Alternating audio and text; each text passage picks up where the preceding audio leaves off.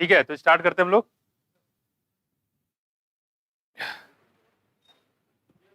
Mic on हो गया, देखो।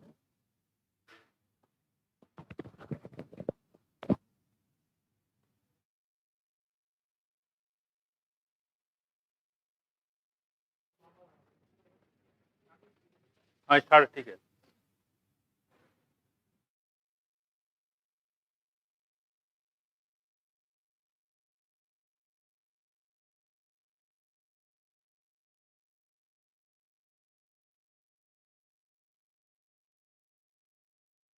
इससे पहले हम लोगों ने चैप्टर पढ़े थे बायोटेक्नोलॉजी प्रिंसिपल एंड प्रोसेस, नहीं क्या पढ़े हम लोगों ने? Principle and process.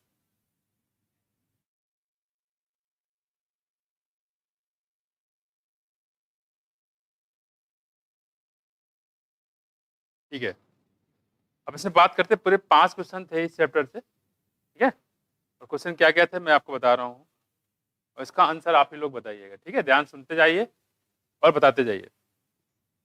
पहला क्वेश्चन जो पूछा गया इसमें वो क्या था? Which one of the following statement is not true regarding the gel electrophoresis. Gel electrophoresis से रिलेटेड कौन सी बात इसमें सही नहीं है? जब भी ऐसा क्वेश्चन दिया करिए पहला काम ये कर लिया करिए, जो लिखा है नॉट ट्रू उसको सर्कल कर लिया करिए, है ना। क्योंकि हमारी आदत होती है सही चेक करने की, मतलब उसमें नॉट ट्रू दिया, नीचे के सही आया ऑप्शन डाल चल गए, जैसे गड़बड़ियां होती है। जैसे पहला ऑप्शन दिया, ध्यान सुनना। इसमें आपको पता करना है कौन सा इसमें गलत है, ठीक है। द प्रोसेस ऑफ, और कौन सा सही चेक करना ये आसान होता है rather देन कि हम कौन सा गलत है ना। कौन सा सही करने की हैबिट होती है हमारी, लेकिन ये यहाँ पता करना है कौन सा गलत है, वो मुश्किल क्वेश्चन हो जाता है। कि the process of station of separated DNA strand from gel is called elution. सही गलत है? बिल्कुल सही है। The separated DNA fragment are stain by using ethidium bromide. सही गलत है? सही है। The presence of chromogenic substrate give blue colour DNA bands on the gel. Presence of chromogenic substance give blue colour DNA band on the gel. जो chromogenic substrate होता है वो blue colour देता है। सही है गलत है? ये सेंटेंस गलत है। कैसे गलत है? क्या सही गलत है? अरे बच्चे सही है, गलत नहीं है। लेकिन जेल इलेक्ट्रोफोर्सिस से रिलेटेड ये गलत है।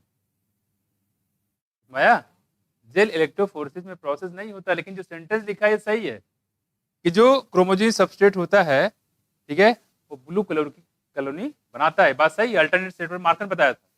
ये प्रोसेस किसका है? सिलेक्टेबल मार्कर का है। लेकिन हमको बताना किसके बारे में है? इलेक्ट्रोफोर्सिस से रिकॉर्डिंग बनाते हैं। इलेक्ट्रोफोर्सिस रिकॉर्डिंग क्या हो गया? गलत हो गया, माया ना। तो ऐसे भी आपको दे सकते हैं कि सेंटेंस सही होगा, लेकिन इसके रिकॉर्डिंग जो है वो गलत हो जाएगा। माया, सेंटेंस सही है कि क्रोमोजोम सब्सटेंस क्या देते हैं? ब्लू कलर कॉलोनी बनाते हैं। बिल्कुल बात सही है। और लास्ट जाहिर सी बात आंसर बस लिया होगा आपको। उसके बाद क्या पूछने वाले समझ में आ गया होगा। Bright orange colour bands of DNA can be observe in the gel when exposed to ultraviolet. सही है गलत है? बहुत मुश्किल क्वेश्चन था ये, क्या है? सही था ना? कोई दिक्कत? ठीक है, चलो एक क्वेश्चन तो ये था, बहुत मुश्किल नहीं था ये। मैं 2022 की बात कर रहा हूँ, ठीक है। 2022 भी दिखा दूंगा और 2021 भी आपको दिखा देंगे, ठीक। अगला हमारे पास क्वेश्चन था कि in the following palindromic basis sequence of DNA, जिसको मैंने इंपॉर्टेंट टिक कराया था, याद है। और which one can cut easily by particular restriction enzyme. इसको आसानी से ये काट सकता है, ठीक है। कई सारे इसमें दिए गए हैं। और आपको मैंने एक चीज बताई थी कि आपको याद करना है किससे? 5G, और सीक्वेंस रहेगा गेट-सी। किससे? गेट-सी। मैं इसको पूरा कर दूं पहले। एप्लीकेशन कहाँ गया? हाँ ये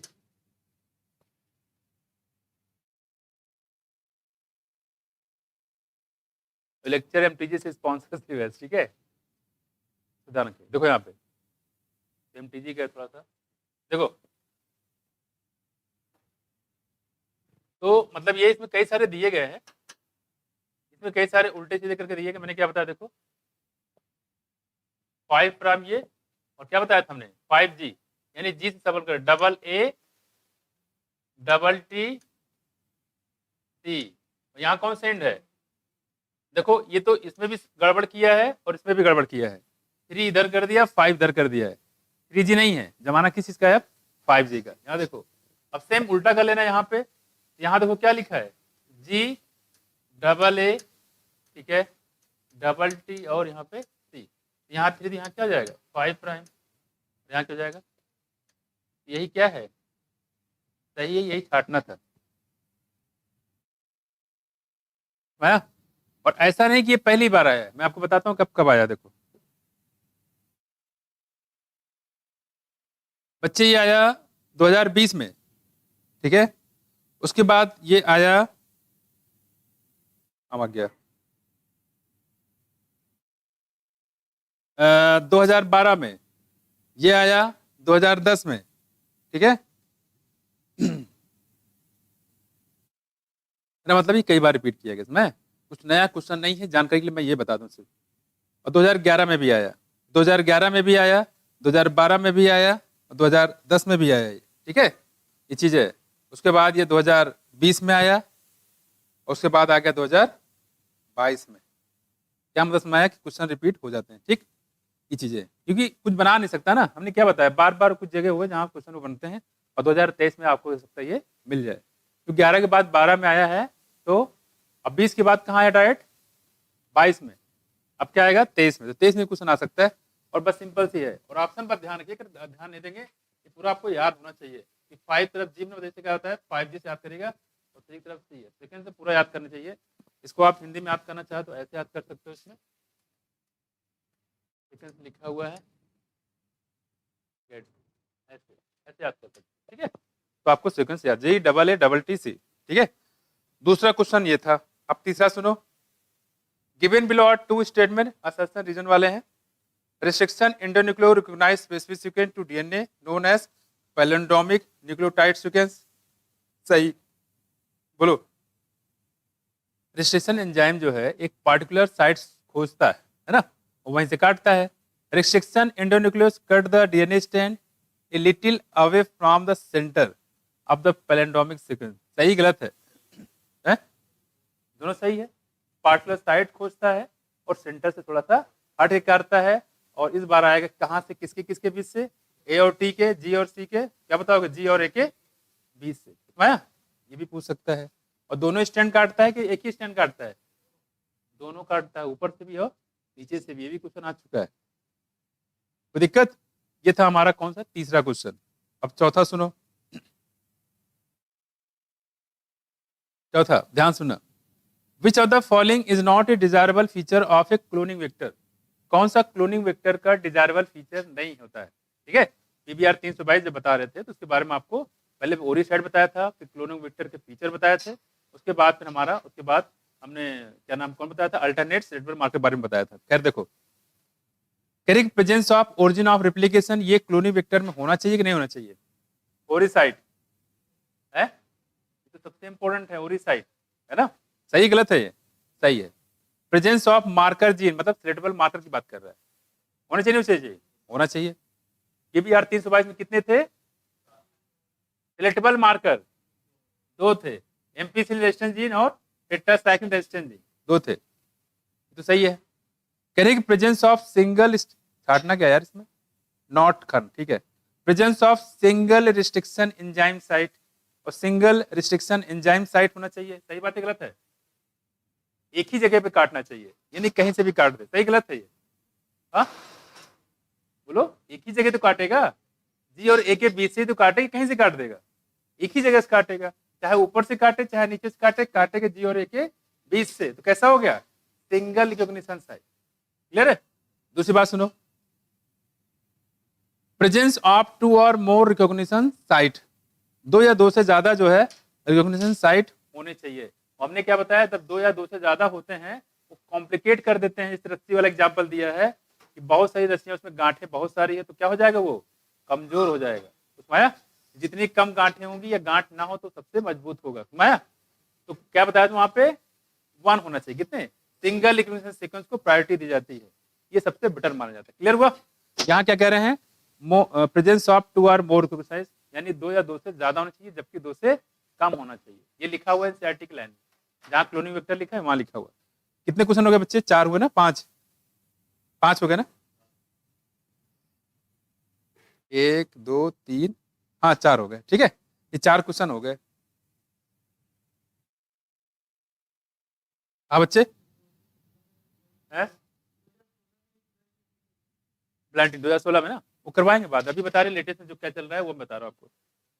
एक क्वेश्चन जो 2021 में पूछा गया था, देखो, DNA strand on a gel strand with ethidium bromide when viewed under ultraviolet radiation appears as bright blue band, yellow band, bright orange band, dark red band. कैसे दिखाई देगा? ऐसे क्वेश्चन है यहाँ पे, ठीक है, ऐसे क्वेश्चन है। और एक क्वेश्चन और आया 2021 में ही, देख लो 2021 में एक क्वेश्चन और आया कि प्लाज्मिड है PBr 322, क्या प्लाज्मिड है PBr 322, उसी की बात कर रहा है। एज PST रिस्ट्रिक्शन एंजाइम है, जो हमने बताया था PST PU first PU second, ठीक है, और BAM H1 SEL1 EcoR1 क्ले फर्स्ट इन थर्ड, ये सब क्या थे? रिस्ट्रिक्शन एंजाइम थे। क्या थे? Restriction enzyme. देखो, PST first restriction enzyme site with in gene MPC resistance gene पे होता है, पता ही आपको। कितने होते हैं? 2 होते हैं, बताया था रिस्ट्रिक्शन एंजाइम, PST फर्स्ट और PST PU1। PU सेकंड कहाँ था? वो रोप साइड पे। कहाँ पे? रोप साइड पे था, ऊपर नहीं, रोप साइड पे। ऊपर 2 थे, EcoR1 क्ले फर्स्ट और इन थर्ड, सेकंड नहीं, थर्ड।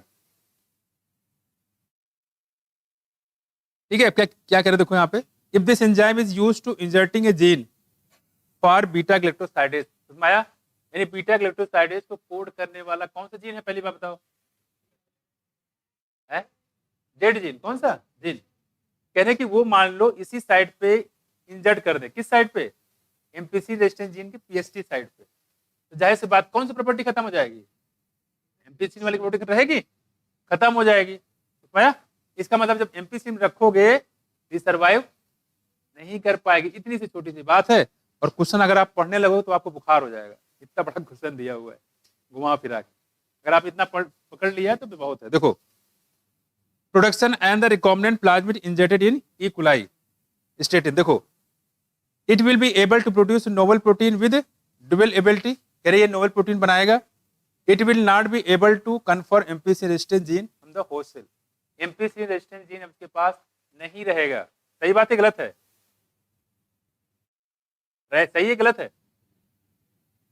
सही बात होगी ना। अब इसके पास एमपीसी रेजिस्टेंस प्रॉपर्टी खत्म हो गई, क्यों? क्योंकि बीटा ग्लैक्टोसाइड जो कोड करता था वो जीन लाके आपने चिपका दिया। कहाँ पे?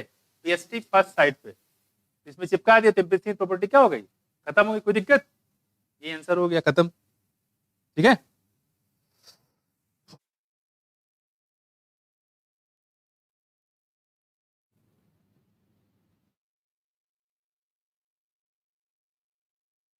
ठीक है।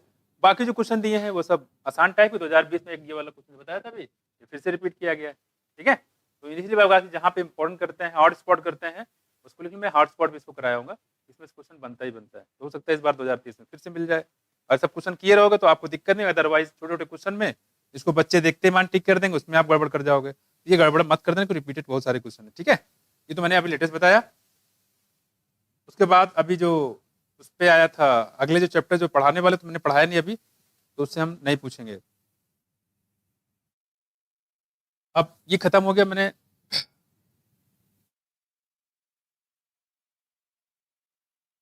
अच्छा इवोल्यूशन में बात कर लेते हैं, है ना।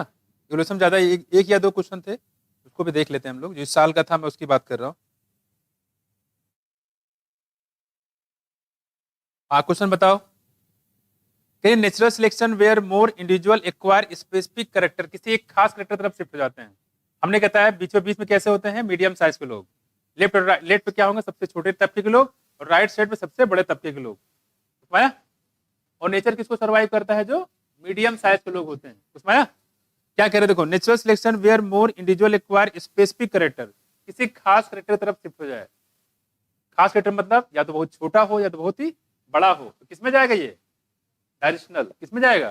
डायरेक्शनल। कुछ किधर जाएगा? डायरेक्शनल। ये क्वेश्चन था, आसान था। ठीक है, और एक हार्डी बिरमिन प्रिंसिपल पे भी था क्वेश्चन, ये इस बार नहीं आया, बस एक ही क्वेश्चन था इसमें। इसमें और क्वेश्चन एक या दो क्वेश्चन थे। आरडीबी प्रिंसिपल पिथ है। आपको क्वेश्चन में इसके बाद फटाफट क्वेश्चन भी करा दूंगा, आई होप जो सोच रहे हैं कि साथ ही साथ करा दूं।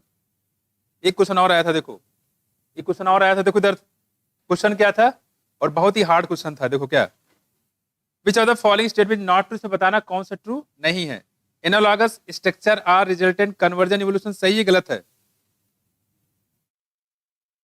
Analogous structure conversion evolution show करते हैं? हाँ, अरे भाई एचडी बताया था, होमोलॉगस डाइवर्जन शो करेगा तो एनालॉगस कन्वर्जन शो करेगा। उसमें तो सही है ना, ये नहीं पता करना है। Sweet potato and exam, sweet potato and potato example of analogous, सही है गलत है? बिल्कुल सही है। Homology indicate common ancestry, homologous organ होकर उनकी ओरिजिन सेम होती है, सही है।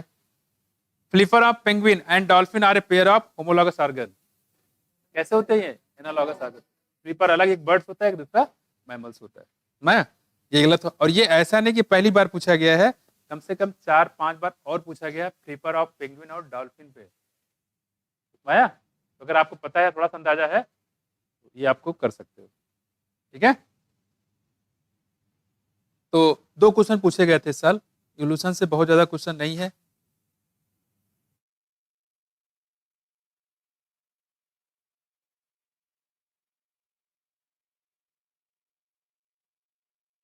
तो मैंने इसलिए दिखा दिया ताकि थोड़ा सा आपको आइडिया रहे कि क्वेश्चन आ कैसे रहे, ठीक है।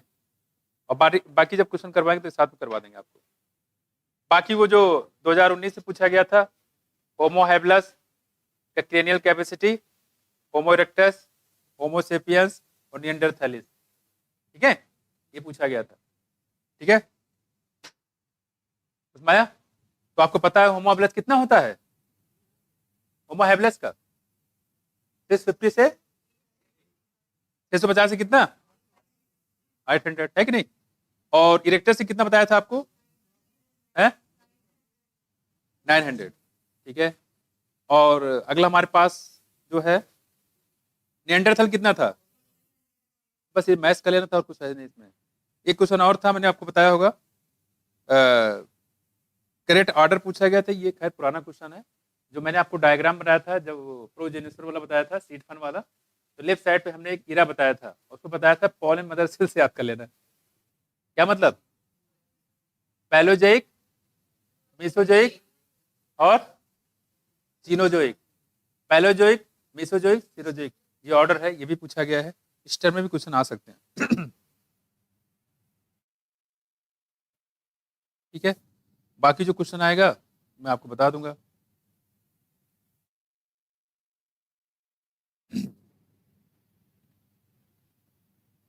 अब कल से मैं सोच रहा हूँ 3-3 साल का क्वेश्चन करवा दूं, है ना। एटलीस्ट जो चल रहा है ये खत्म हो जाएगा, क्योंकि ज्यादा क्वेश्चन तो है नहीं, पढ़ाए ढेर सारे, क्वेश्चन 2 ही 3 पूछे गए हैं, ठीक है।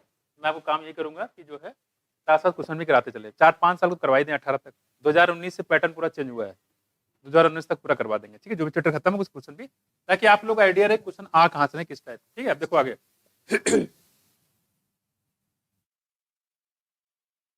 देखो बच्चे, आपको मैंने एक क्वेश्चन करवाया था, वो वाला निरेनबर वाला, मार्सन निरेनबर, याद है? भूल ही गए होगे तुम लोग। कौन खाएगा, आओगे? हैं? पहले बताओ फिर खिलाएंगे। हाँ बताओ, बताओ, बोलो। मार्सल निरेनबर, याद है आपको? क्या खास बात है? डीएनए में रेप्लिकेशन सेमी कंजर्वेटिव होता है, ये बात सबसे पहले किसने बताया? मेसेल्सन एटाल ने। किसने? मेसेल्सन एटाल ने। कब बताया? 1958 में। उसमाया, वेरी गुड। और किस पे काम किया था? इकोलाई पे। उन्होंने लिया था अमोनियम क्लोराइड। क्या लिया था? Ammonium chloride. कोई बच्चा पूछ रहा था इसमें से, ठीक है। हाँ बिल्कुल जाहिर सी बात, ये तो कह रहे हैं, एक्सपेरिमेंटली प्रूव किया था। हाँ, बताया क्रिक ने था, ये नहीं कह सकते। ये बताया था वाटसन और क्रिक ने, डबल हेलिक्स मॉडल में है। वाटसन क्रिक दोनों का है। अगर आपसे पूछे सेंट्रल डोगमा, तो वहां पर क्रेडिट जाएगा सिर्फ क्रिक का, लेकिन पूरा क्रेडिट जाएगा किसका? वाटसन और क्रिक का। क्लियर? और एक्सपेरिमेंटल प्रूव करके दिखाया था इसका रेप्लिकेशन सेमी कंजर्वेटिव होता है। याद करो मैंने अमोनियम क्लोराइड बताया था वहां पे, और क्या बताया था, एक बात खास बात बताई होगी, वो भी क्वेश्चन पूछा गया है? हाँ, वहां हमने ये बताया था कि एक 20 मिनट लाइफ साइकिल होती है, 20 मिनट डिवाइड कर जाता है, तो एक से कितने बने थे? 20 मिनट बाद दो, 2 से 4 से 8 से 16 से 32 से। खास बात ये बताई थी कि हर जनरेशन में हाइब्रिड हमेशा 2 ही होता है, उसको छोड़ दिया जाए तो बाकी क्या बनेंगे? Pure pure pure parental. Clear हुआ? अब हमने क्या बताया आपको, 1 से 2, 2 से 4, 4 से 8 ये बताया था। एग्जाम में क्या दे दिया, 1 की जगह 10 दे दिया, 1 की जगह, तो 10 से 20, 20 से 40, 40 से 80, उसमें आया। और उन्होंने दिया था, आई होप 3 जनरेशन तक दिया था, 3 जनरेशन तक। तो आप ये देखो 10 से 20 बने, यहां देखो 10 से कितने, 20 से कितने, 40 से कितने, 80। आई होप 60 मिनट बाद पूछा था, कितने मिनट बाद? यहाँ कितने मिनट बचे, यहाँ कितने, यहाँ कितने, तो 60 जब कितने बन जाएंगे? 80 कितने? 80। जब हमने ये बताया था कि जब 1 से 2 बनते हैं, ठीक है, और 2 में क्या बताया था इसमें, ये पूरे पूरे हाइब्रिड होते हैं, उसके बाद जब जाएगा तो हमेशा 2 ही हाइब्रिड होता है। तो 2 तब लिया था जब 1 लिया था, जब 10 ले लेंगे तो कितना हो जाएगा? 20 हो जाएगा। तो 80 में से 20 कैसे हो गए? हाइब्रिड। तो बचे कितने प्योर वाले? 60। यही पूछा गया था, कितने ऐसे हो जो प्योर फॉर्म में होंगे? प्योर फॉर्म मतलब N14 वाले, उसमें आया, यही क्वेश्चन था। हाँ है? कोई तरीका है, कैसे भी कर सकते हो, वही तो है ना। हमने 1 से बताया, इन्होंने 10 कर दिया। अब 10 क्या कह रहे हैं, मैं 100 कह रहा हूं कि 100 कर दे। अगर मान लो यही 10 करके जगह क्या कर देते, 100 कर देते मान लो, और यही चीज लेके चलते तो कितना हो जाता है ये? 800। 800 होता है क्या? कितना होता है? 800 जाता है। अब 800 लेते तो 200 कैसे जाते? तो कितने बच्चे प्योर वाले? बस वही कहानी है पूरी। एक बात और सुनो, हमने बताया डीएनए की जो लंबाई है वो कितना होता है? 2.2 मीटर। जब 2.2 मीटर होता है तो कितने बेस पेयर होते हैं? 6.6 इंटू 10 की पावर। क्लियर?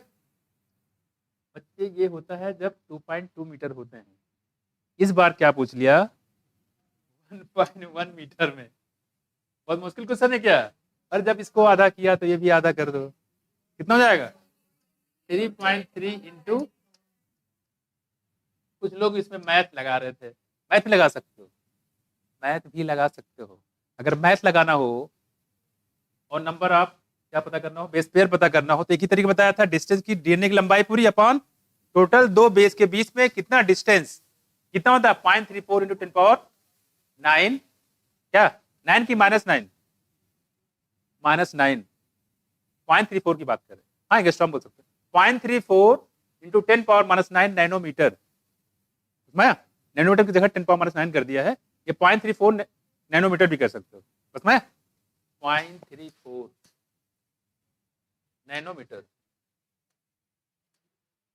ये लिख सकते हो, या इसी को आप लिख सकते हो 0.34 इंटू 10 की पावर क्या -9, ये भी लिख सकते हो। एक तरीका ये है कि अगर आपको थोड़ा सा ये पता हो कि 2.2 मीटर डीएनए होता है, ठीक है, तो डायरेक्टली आपका आंसर था। देखो अगर इसका आधा है तो ये भी आधा कर दो, ठीक।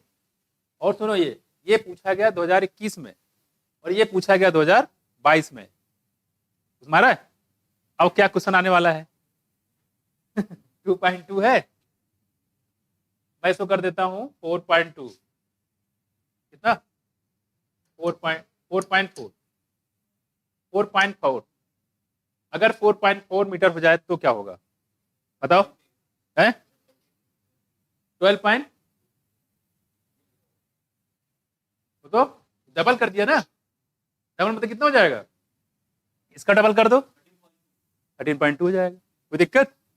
मैथमेटिक्स है क्या? अब ये आने वाला इसका नंबर है भाई। 2.2 पूछा 2021 में, 22 में आया 1.1, तो अब क्या आएगा? ये आएगा। समझ गए? लाइन से लगा हुआ है, समझ गए? और सुनो, अगर मान लो कोई अनएक्सपेक्टेड दे दिया जाए, अनएक्सपेक्टेड दे जाए तो क्या करोगे? देखो ये तो मान लो आपको पता है कि 2.2, लेकिन तो क्या करोगे? आप डीएनए की लंबाई लिखो, वो आपको दिया रहे कितना, मान लो डीएनए की लंबाई है सपोज दैट कितना, देखो 2.2, तो मैंने बताया था आपको। अच्छा इसी की बात कर लेते हैं यहाँ पे, जैसे इन्होंने 1.1 दिया था, तो क्या करोगे आप इसको? देखो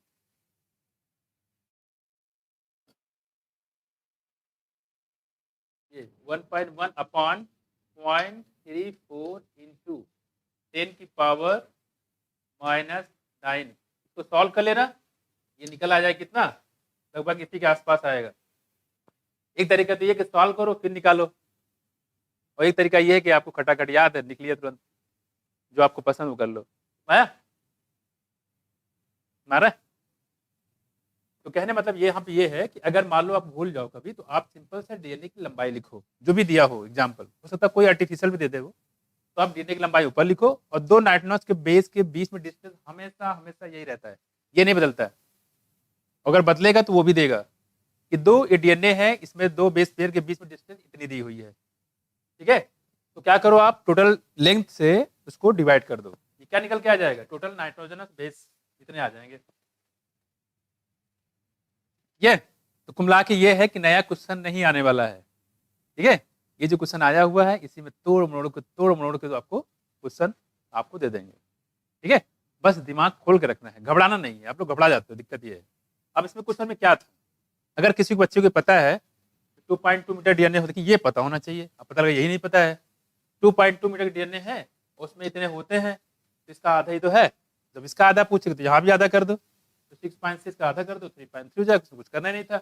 और दूसरा तरीका ये है कि अगर आपको पता है तो फॉर्मूला लगाओ, इसमें थोड़ा फिजिक्स भी लगा दो, 1.1 अपॉन 0.6, किसी का भी डीएनए दिया हो उसकी लंबाई ऊपर लिखो और नीचे दो बेस के बीच के डिस्टेंस लिखो, नॉर्मली यही होता है, डिवाइड मार दो, यही निकल के आएगा, कर लेना इसको, ठीक है? तो ये समझ में आया? ये भी क्वेश्चन पूछ सकता है, इससे पहले भी पूछा गया ये क्वेश्चन, ऐसा नहीं पहली बार पूछा गया, ये भी रिपीट किया, लेकिन हाँ वहां पे दिया गया था 80 मिनट के बाद पूछा गया था, लेकिन वो एक ही से पूछा गया था। इस बार क्या कर दिया इन्होंने 10 से, मुझे लग रहा है इस बार पूछना चाहिए 100 से, 100 कर देंगे तो कितना हो जाएगा, समझ आया? तो 100 से करें, समझ में आया? तो 800 हो गया, 800 क्या करेंगे, 200 कैसे हो गए?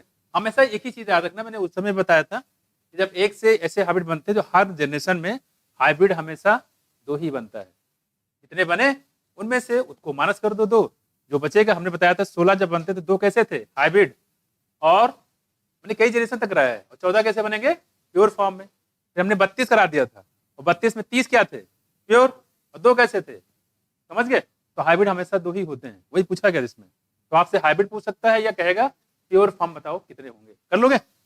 ये क्वेश्चन बहुत मुश्किल नहीं है, बस आप थोड़ा ध्यान दोगे तो आप कर ले जाओगे, इससे कुछ है नहीं, बस इसी के आगे पीछे रहेगा, जैसे 2.2 से 1.1 आया, तो हो सकता है आपको यहाँ पे 4.4 हो जाए इस बार, समझ गए? और कोई बिल्कुल रैंडमली दे देता है जिसके चांस बहुत कम है, तो आपके पास ब्रह्मास है ना ये, ठीक है? डीएनए पूरी लंबाई अपॉन दो नाइट्रोजन बेस के डिस्टेंस, जो नॉर्मली आपको यही रहता है, ये लिखना है। अगर नया कुछ होगा तो देगा, हमें थोड़ा ना आता है कि मान लो पूछ लिया कोई चीटी है, उसको बताओ कितने नाइट्रोजन बेस होगी, अगर लंबाई डीएनए कितनी हो, तो हमें क्या पता, नहीं पता ना, वो देगा, वो आपको ऐसे नहीं देगा, तो नॉर्मली यही होता है कि यही आपको डेटा देता है, तो ये आपको डायरेक्टली याद होना चाहिए, ठीक है? ये मैंने पूरा बता दिया है, डीएनए की दो बेस की लंबाई कितनी होती है, पूरे एक टर्म में कितना लंबाई होती है, कितना डिग्री होता है सिंगल में, पूरे में, ठीक है? ये सारे क्वेश्चन है, क्वेश्चन काफी आसान है, तो आपको ध्यान से देखोगे क्वेश्चन पूरे कर ले जाओगे। बस एक ही चीज यहाँ पे है, थोड़ा सा ये मैं आपको सारा बता दूंगा, तो कल एक लड़का पूछ रहा था, तब मैंने कहा यार इसको मैं करा ही दूं, फिर क्या सोच रहे जाके, अब जो जो क्वेश्चन चलते जाएंगे 2 साल का प्रैक्टिस क्वेश्चन कराई दें, है ना, 2022 और 2021। आप ये पूछे, शायद जिसान पूछा था ना, क्यों जिसान, यही था ना, यही था, ये उस समय जब पढ़ाया था उसमें मैंने कहा बताएंगे इसको, ये सब चीजें हैं। अब हो सकता है 10 कर दे और एक से करे, तो आपको एक तो मैंने बता ही रखा है, लेकिन एक से कई बार पूछ चुका है, इसलिए अब एक नहीं पूछ रहे हैं, अब ये 10 पूछ रहे हैं, और इस बार क्या पूछेंगे, हो सकता है 100 पूछ ले आपसे, कर लोगे?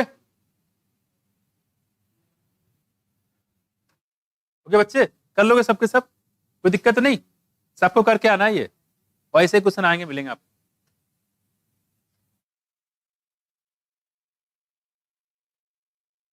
बाकी हम आपको क्वेश्चन जब कराएंगे तो इसके बारे में और बताएं डिटेल में। एक चीज और ध्यान दो, थोड़ा सा चेंज क्या हुआ है, पहले क्या होता था, ये लोग जो है पूछते थे इसमें कौन सा सही है, जिनमें से 3 जो गलत होते थे और एक सही होता था, और हम लोग सही चीज पढ़ते थे तो तुरंत टिक कर जाते दिमाग में, अच्छा ये होगा।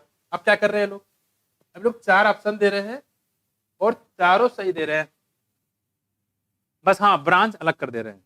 जैसे मैंने बताया ना, सिलेक्ट मार्केट क्वेश्चन कहाँ डाल दिया, जेलेटिव फोर्सेस में, ये कर दे रहे हैं। अब आपको लिए थोड़ा दिक्कत पड़ जाएगी, क्योंकि आपने सही पढ़ रखा है, आप कोरिलेट नहीं कर पाओ तो गलत कर दोगे, कंफ्यूज आओगे। यहाँ पे ये दिक्कत इस समय आ रही है। मैं सब कुछ सही दे रहे हैं, ये पूछ रहे हैं इस ब्रांच से रिलेटेड बताओ कि सही है कि गलत है। मैं ये चीजें इसमें, जैसे अभी एक क्वेश्चन और भी है, अब ये करवाएंगे, जो पहले इसको पढ़ा दे तब मैं करवाता हूँ। जो आज वाले क्वेश्चन में आपकी, जब वो आपको पढ़ा लेंगे, अगर आप मान लो आज पढ़ा दिए इंसुलिन तो मैं करवा दूंगा अभी, ठीक है, नहीं तो कोई दिक्कत नहीं। देखो आप, और ये बाबा जरूर ध्यान रखनी है, सुपर हीरो है, बार बार टपक रहा है, जिसको ना याद हो अच्छे इसको लिख लिख के प्रैक्टिस कर लेना इसकी, ठीक है, बोल मत जाना, क्योंकि ये क्वेश्चन इस टाइप के क्वेश्चन आ रहे हैं।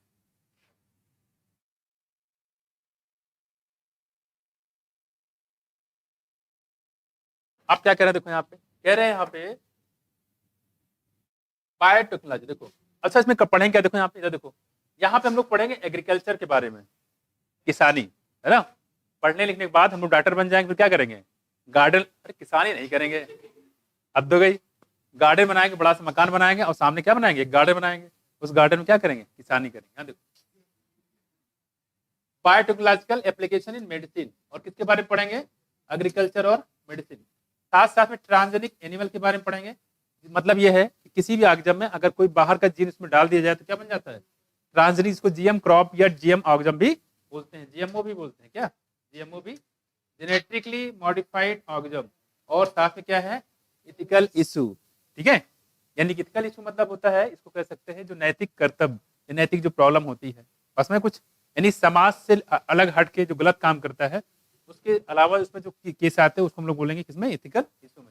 मतलब क्या कहते हैं, इथिक्स की बात कर रहे थे आपको, जैसे हम लोग बताए थे बायोडाइवर्सिटी कंजर्वेशन की बात कर रहे थे, तो 3 रीजन थे क्यों बचाए उसको। पहला रीजन था हमारा फायदा है डायरेक्ट, दूसरा क्यों बचाएं उसको बोला था हमने ब्रॉडली यूटिलिटेरियन, दूसरा बताया था नॉन यूटिलिटेरियन, हमारे छोटी मानसिकता, हमारा उससे फायदा है तो हम बचा रहे हैं, नहीं फायदा तो नहीं बचाएंगे। और तीसरा था हमें उससे फायदा हो चाहे ना बताएंगे, ना हो, लेकिन हमें उसको बचाना है, वो है एथिकल में आता है। ठीक, देखो आप करिए कि biotechnology as you would have learn from the previous chapter essentially deals with the industrial scale production of biopharmaceuticals, मतलब मेडिसिन की बात करें। देखो बायो फार्मास्यूटिकल मतलब मेडिसिन, आप पढ़ोगे तो यहाँ पे फार्माकोलॉजी पढ़ो सारी मेडिसिन के बारे में। देखो यहाँ पे फिर प्रोडक्शन ऑफ बायो फार्मास्यूटिकल मतलब मेडिसिन के बारे में पढ़ेंगे क्या क्या है, और biological using genetically modified organism के बारे में, जैसे फंजाई हो गया, प्लांट हो गया, कोई एनिमल हो गया। ठीक, इसके अलावा यानी कि जो एप्लीकेशन है इसका यूज है बायोटेक्नोलॉजी, कहाँ कहाँ पढ़ेंगे हम लोग, थेरेपेटिक, थेरेपेटिक मतलब क्या होता है, मेडिसिन में, इसमें मेडिसिन में। ठीक, देखो अब करें कि यहाँ पे डायग्नोस्टिक किसी बीमारी को पता करने में, जैसे आगे चल के पढ़ेंगे हम लोग इलाइजा, पीसीआर, ये सब पढ़ेंगे, ठीक है, और ये हम लोग हो गया, ठीक है। इसके अलावा जैसे आप पढ़ेंगे जीन थेरेपी, वो सब क्या है, डायग्नोस्टिक यानी बीमारी को पता करने के। ठीक, यहाँ देखो इसके बाद जेनेटिकली मॉडिफाइड क्रॉप, कुछ क्रॉप हैं जैसे कि बीटी कॉटन हो गया, गोल्डन राइस हो गया, फ्लेवर सेवर हो गया, सुना है फ्लेवर सेवर क्या है, टोमेटो है, गोल्डन राइस क्या है, चावल, चावल तो है ही है, विटामिन ए काफी ज्यादा होता है कि नहीं, ये सब जेनेटिकली मॉडिफाइड क्रॉप होते हैं, किसके लिए, एग्रीकल्चर। प्रोसेस फूड, कुछ फूड के बारे में, जैसे कि एल्कोहल हो गया, एल्कोहल कैसे किया गया, फर्मेंटेशन बनाया गया, इसको बोलते हैं प्रोसेस फूड, क्या बोलेंगे, प्रोसेस फूड के बारे में पढ़ेंगे। ठीक, बायो रेमेडिएशन इसको बोलते हैं कि जो जैविक कंपोनेंट है, बायोलॉजिकल जो प्रोडक्ट बनते थे गन्ने का, वो बच गया, सपोज दैट जब गन्ने के जूस निकल जाए तो बचता क्या है, लकड़ी बचती है, उस लकड़ी से बहुत सारी चीजें बनाई जाती है, ठीक है, उसको बोलते हैं बायो रेमेडिएशन, उसको और भी चीजें करना। ठीक, देखो वेस्ट ट्रीटमेंट, जो वेस्ट ट्रीटमेंट है उसको कैसे करेंगे, ये सारी चीजें हम लोग यहाँ पे पढ़ेंगे। एंड एनर्जी प्रोडक्शन, और एनर्जी प्रोडक्शन में भी इसका यूज हम लोग करते हैं। 3 critical research areas of biotechnology, यहाँ दो क्या लिखा हुआ, 3 क्रिटिकल रिसर्च एरिया, क्रिटिकल मतलब जरूरी है, 3 ऐसे एरिया है बायोटेक्नोलॉजी में जहाँ पे काफी ज्यादा रिसर्च करने की जरूरत अभी भी है। ठीक, कौन कौन सी तरह देखो, providing the best catalyst in the form of improved organism usually a microbe और प्योर एंजाइम। मतलब क्या, देखो एंजाइम क्या बच्चे, एंजाइम क्या है, प्रोटीन। और इस प्रोटीन को कोड करने वाला क्या होगा, कोई आरएनए होगा। और आरएनए किसने बनाया होगा, डीएनए ने बनाया होगा। तो बात में वही कह रहे हैं यहाँ पे कि जो इसके लिए हमें प्योर एंजाइम बनाना है, ठीक है, प्योर फॉर्म में, उसमें कोई तरह से किसी तरह से कोई इसमें इन्फेक्शन ना हो, वो चीज है। हम दूसरी बात कर रहे हैं, देखो कह रहे हैं कि क्रिएटिंग ऑप्टिमल कंडीशन। अब क्योंकि ये एंजाइम आपने बना लिया या प्रोटीन बना लिया, लेकिन ऑप्टिमल कंडीशन ही नहीं है, जिसमें इसमें आपको ठंडी लग रही है, कुछ भी करने का मन नहीं कर रहा है। क्यों ऐसा होता है, कभी सोचा क्यों होता है? क्योंकि आपका एंजाइम इम्प्रॉपर तरीके से काम कर रहा है। हमारी बॉडी को टेम्परेचर चाहिए 37 डिग्री, और हमारी बॉडी क्या करता है, एटमॉस्फेयर टेम्परेचर कितना है, मान लो उसमें 11 डिग्री है या 12 डिग्री है, 15 डिग्री है। तो ये क्या होता है, अब ये अलग बात, बॉडी इसको कंट्रोल कर रही है, क्योंकि हम लोग कैसे आते हैं, पाइक्लोथर्मिक, होम्योथर्मिक, होम्योथर्मिक है, अपने बॉडी टेम्परेचर को रेगुलेट कर लेते हैं, है ना। तो तभी दिक्कत नहीं, तो मसल कंट्रैक्शन से हमारी बॉडी इसको मेंटेन करके रखती है, ठीक है। लेकिन दूसरे एग्जाम में क्या, टेम्परेचर कम हो गया तो उनकी बॉडी, मेढक में देखो, मेढक का टेम्परेचर भी नीचे चला जाएगा, है कि नहीं। तो हमारी बॉडी इसको टेम्परेचर रेगुलेट कर लेती है, लेकिन हमारी बॉडी को मशक्कत करनी पड़ रही है अपने बॉडी को टेम्परेचर को मेंटेन करने में, इसलिए हम लोग थोड़ा डिस्टर्बेंस होती है। देखो तो कह रहे क्रिएटिंग ऑप्टिमल कंडीशन, तो एंजाइम के लिए जो ऑप्टिमम कंडीशन, जो ऑप्टिमम पीएच है, जो आपने मैंने बताया था, पीएच का टेम्परेचर ग्राफ कैसे बताया था, बेल से बताया था, घंटी जैसा बताया जाता है, ये बताया था हमने, देखो ये ऐसे था, और ये ऑप्टिमम कंडीशन थी। ऑप्टिमम कंडीशन के पीछे जाओगे, टेम्परेचर कम होगा तब भी और ज्यादा होगा तब भी उसकी एक्टिविटी एंजाइम क्या होती है, कम होती जाती है। एंजाइम की एक्टिविटी कम होगी तो हमारी बॉडी में जो डाइजेशन प्रॉपर नहीं हो पाएगा, इसीलिए हम लोग को दिक्कत होती है। देखो चाहे गर्मी हो चाहे सर्दी हो, याद रखो। तीसरा देखो यहाँ पे down stream processing. Down stream process include, तीन बातें बताई थी हमने। पहला, और मैंने बताया इसको हॉट स्पॉट टिक कर लेना है, पूछा जाता है ये क्या है, क्या क्या क्या क्या, separation and some time preservation, तीनों पूछा गया था। एक बार क्वेश्चन पूछा गया था, इनमें कौन सा सेंटेंस जो है डाउन स्ट्रीम से रिलेटेड क्या है, गलत है। पहला ऑप्शन सेपरेशन, दूसरा प्योरिफिकेशन, तीसरा प्रिजर्वेशन, चौथा एक्सट्रैक्शन, ऐसे दिया गया था। कौन हो जाएगा, एक्सट्रैक्शन, ठीक है, ध्यान रखना इसको। तो डाउन स्ट्रीम प्रोसेस की बात कर रहे हैं। उसके बाद आपने जो चीज बना ली है, एंजाइम बनाया, कुछ भी बनाया, फ्रूट बनाया, आप क्या करोगे, इसको प्योरीफाई करोगे, क्वालिटी देखोगे। यहाँ देखो technology to purify the protein और ऑर्गेनिक कंपाउंड, ठीक है। ये तीन चीजें हैं जहां पे आप काफी ज्यादा रिसर्च करने की जरूरत अभी भी है।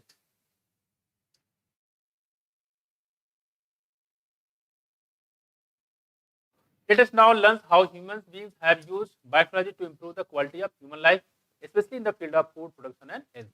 अब कह रहे हैं हम लोग देखते हैं यहाँ पे किस तरीके से जो बायोटेक्नोलॉजी का यूज जो हम लोग कर रहे हैं मानव के कल्याण के लिए कर रहे हैं, ठीक है। उसकी क्या नाम है, फूड का, जैसे ह्यूमन लाइफ जैसे क्या है, खासकर कहाँ किया गया, फूड प्रोडक्शन और हेल्थ में। तो हेल्थ सेक्टर में और फूड प्रोडक्शन में काफी ज्यादा यूज किया गया। जैसे कि इस समय आ रही इंसुलिन, याद है, पहले जो इंसुलिन आते थे साइड इफेक्ट बहुत ज्यादा थे, आपके इंसुलिन में साइड इफेक्ट नहीं है, क्योंकि बनाए जाते हैं किससे, बायोटेक्नोलॉजी का यूज करके। यहाँ देखो, ठीक है, यहाँ पे कह रहे हैं human being who have used biotechnology to improve the quality of human life, human life की क्वालिटी के लिए, specially in the field of food production and health. तो ज्यादातर हम लोग जो पढ़ना है फूड प्रोडक्शन के बारे में, साथ में हेल्थ के बारे में। अगला देखो यहाँ पे बायोटेक्नोलॉजी एप्लीकेशन इन एग्रीकल्चर। तो सबसे पहले हम लोग कहाँ पढ़ेंगे, एग्रीकल्चर, पीछे बताया था। अब करें यहाँ पे, let us take a look at the three option that can be thought for increasing food production. तीन तरीके हैं जिससे फूड का प्रोडक्शन आप बढ़ा सकते हो। तीन तरीके हैं मेनली, क्या देखो, पहला बताया गया एग्रो केमिकल बेस्ड एग्रीकल्चर, मतलब फर्टिलाइजर का यूज करके, क्या फर्टिलाइजर का यूज करके, जैसे आप सोडियम पोटेशियम डीएपी जानते ही हो। फर्टिलाइजर आपको पता है ग्रीन रेवोल्यूशन की वजह से फूड का प्रोडक्शन कितना हो गया, 3 गुना बढ़ गया था, और ये बेसिकली किसके वजह से था, फर्टिलाइजर का यूज करके। नो डाउट कि semi dwarf variety Jaya, Ratna, Sonalika, Kalyan Sona, SD 1553, SD 1542, ये भी सिर्फ बनाए गए, इसकी वजह से फूड का प्रोडक्शन बढ़ा, लेकिन वो बहुत ही क्या था, पार्शियल था, बहुत ही कम था। ज्यादातर जो बढ़ा है किसकी वजह से, फर्टिलाइजर का यूज करके। तो अगर हम फर्टिलाइजर का यूज करके खेती करते हैं तो उसको बोलते हैं एग्रो केमिकल बेस्ड एग्रीकल्चर, जो कि बायोटेक्नोलॉजी का पार्ट नहीं है। उसमें ये बायोटेक्नोलॉजी पार्ट है नहीं है। खेत में चुपचाप वो खाद डाला उससे प्रोडक्शन बढ़ा दिया तो प्रोडक्शन तो बढ़ जाता है, लेकिन दिक्कत क्या होगी, उसकी जो फर्टिलिटी पावर है धीरे धीरे खत्म हो जाती है। उसमें ये चीजें है यहाँ पे देखो। तो पहला तो ये हो गया जो कि बायोटेक्नोलॉजी का पार्ट नहीं है। तो आप फर्टिलाइजर का यूज करके आप फूड का प्रोडक्शन बढ़ा सकते हो। और क्या तरीके देखो, अगला हमारे पास है ऑर्गेनिक एग्रीकल्चर, यानी कि ऑर्गेनिक कंपाउंड का यूज करके आप जो है फूड का प्रोडक्शन बढ़ा सकते हो, जैसे किया था रमेश चंद डागर ने। क्या कौन सी खाद यूज किया था उन्होंने? रमेश चंद डागर नाम सुने? सोनीपत हरियाणा। भूल गए? कहाँ रहने वाले थे? सोनीपत सोनीपत हरियाणा। और इंटीग्रेटेड मैनेजमेंट में क्या क्या किया था बताओ जरा, याद है किसी को? है किसान वेलफेयर का फाउंडेशन किया था। कितने लोग हैं इनके मेंबर? है 5,000 की 500? 5,000। यहाँ देखो, तो ऑर्गेनिक एग्रीकल्चर कर सकते हो, यानी कि जो हरी खाद होता है, गोबर की खाद, उसको बोलते हैं क्या? हरी खाद, ग्रीन मैन्योर, उसका यूज करके आप फूड का प्रोडक्शन बढ़ा सकते हो। लेकिन पता ही आपको, इससे क्वालिटी तो बढ़ जाती है लेकिन क्वांटिटी नहीं बढ़ती है। मैं कुछ ये चीजें यहाँ पे, तो दो तरीके हो गए, एक तो फर्टिलाइजर का यूज करके, दूसरा हरित खाद को। हालांकि ये जो बात तो ये होता है हमारे लिए बेनिफिशियल होता है, नुकसान नहीं करता है, लेकिन लोग इसको यूज ही नहीं करते। हाँ, अपने खाने के लिए लोग अभी भी इसको यूज कर रहे हैं। किसको? Organic farming. दूसरा देखो यहाँ पे, जिसने रमेश चंद डागर पढ़ा होगा, उन्होंने क्या किया था याद है? रमेश चंद डागर, एक थे हमारे अहमद खान, याद है? भूल गए? पॉलीब्लेंड बिटुमेन, याद है? यहाँ देखो, उसकी तरफ क्यों इशारा कर रहे हो? यहाँ देखो, अगला हमारे पास क्या? तीसरा कह रहे genetically engineering crop based agriculture. वास्तव में यही जो है तीसरा वाला है, यही बायोटेक्नोलॉजी का पार्ट है। तो तीसरा वाला है, इसी के बारे में हम लोग को पढ़ना है। तो तीन तरीके से फूड का प्रोडक्शन बढ़ा सकते हो। पहला फर्टिलाइजर का यूज करके, एग्रोकेमिकल बेस्ड। दूसरा ऑर्गेनिक फार्मिंग करके, हरित खाद का यूज करके। और तीसरा जो हमारे पास है genetically engineering crop based agriculture, यानी कि बायोटेक्नोलॉजी का यूज करके। तीन तरीके हैं, जिनमें से बायोटेक्नोलॉजी का पार्ट यही होता है हमारा। ठीक, देखो अब करें green revolution succeeded in tripling the food supply.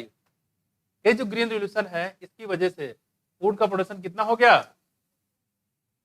3 गुना। कितना? 3 गुना हो गया। ठीक, but it was not enough to feed the growing human population. लेकिन जो लगातार ह्यूमन की पॉपुलेशन बढ़ती जा रही है, उसको अब हम अभी भी नहीं खिला सकते, उसको कमी पड़ रही है, अभी भी खाने की कमी पड़ रही है। इतना बढ़ाने के बाद भी पॉपुलेशन लगातार बढ़ती जा रही है, दिन दुगना रात चौगुना। यहाँ देखो, तो इसलिए लेकिन अभी भी खाने की कमी पड़ रही है।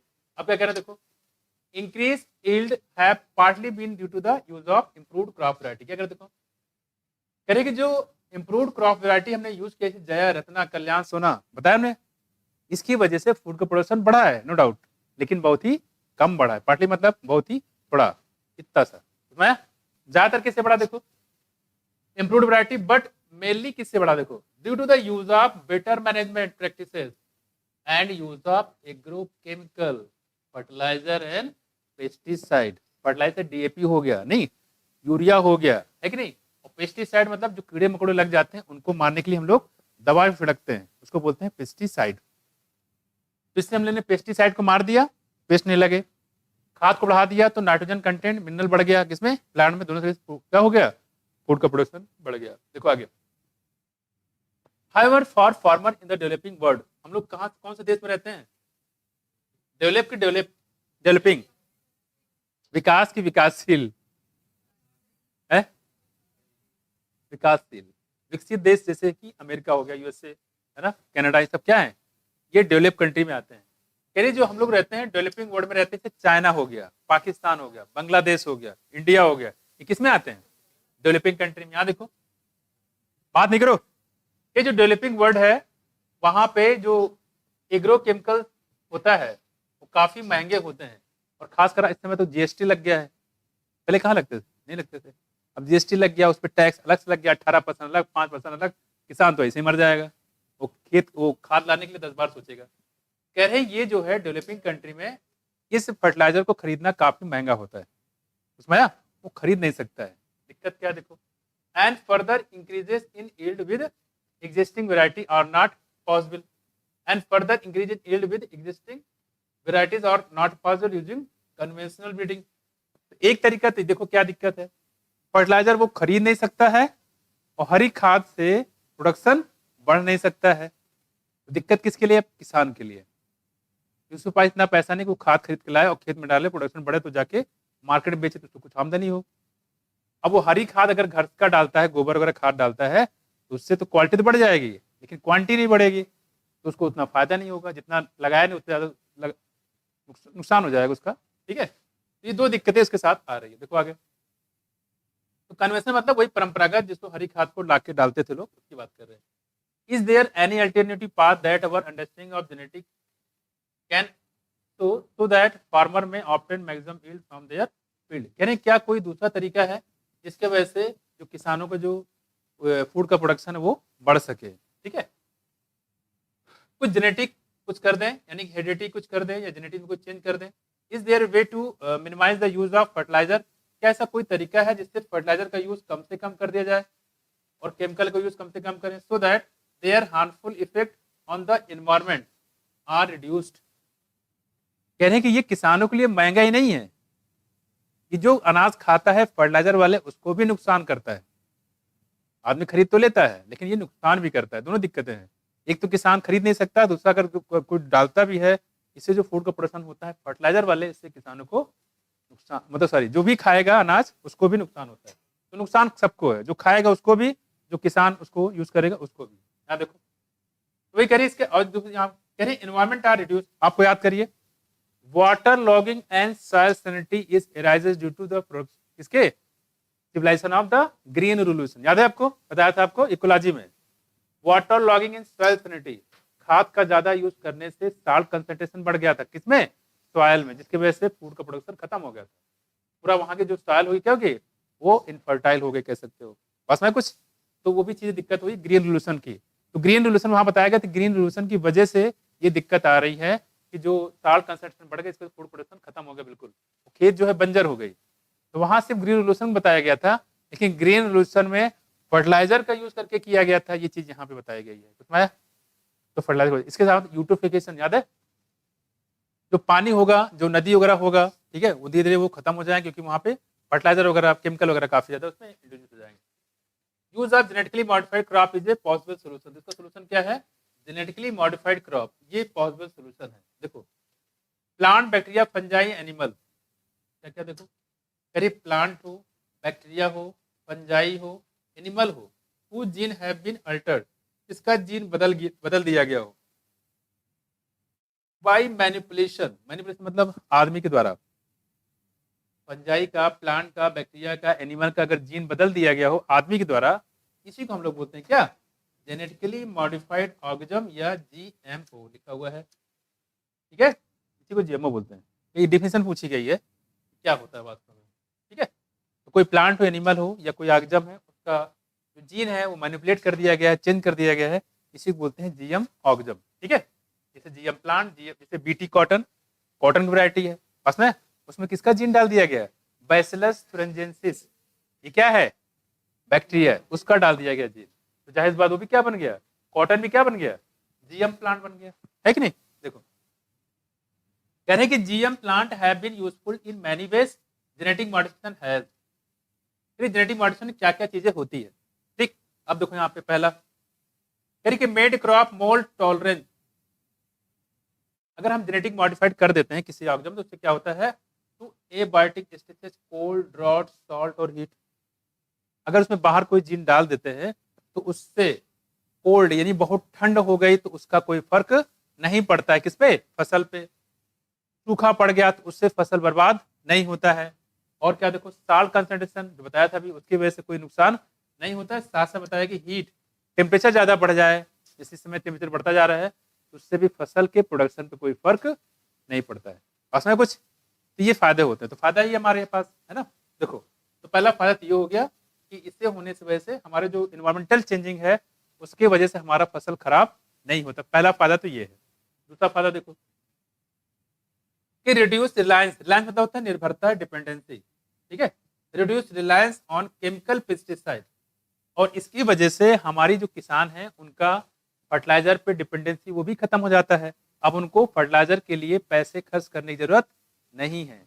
उसमें आया? क्योंकि अब जो डाल दिया गया वो जेनेटिक क्रॉप हो गया, इनको एक बार इंट्रोड्यूस कर दिया गया तो उसको अलग से उनको फर्टिलाइजर खरीदने की जरूरत नहीं है। देखो यहाँ पे, तो reduce reliance on the chemical pesticide pest resistant crop, इस तरीके से फर्टिलाइजर को खरीदने की जरूरत नहीं है। ठीक, अब देखो दूसरा फायदा। तीसरा देखो क्या है, यानी किसानों को भी फायदा और जो इसको खाएगा, गेहूं चावल आटा जो भी होगा, तो जो खाएगा उसको भी वो फायदा करेगा, नुकसान नहीं होगा। देखो help to reduce post harvest loss. आपने देखा होगा, गांव में अक्सर देखा होगा, खासकर जब गेहूं की कटाई होती है, देखा मई जून में होती है, जब गेहूं कटाई होती है तो उसमें जो उसकी बालियां बोलते हैं उसको याद है? देखो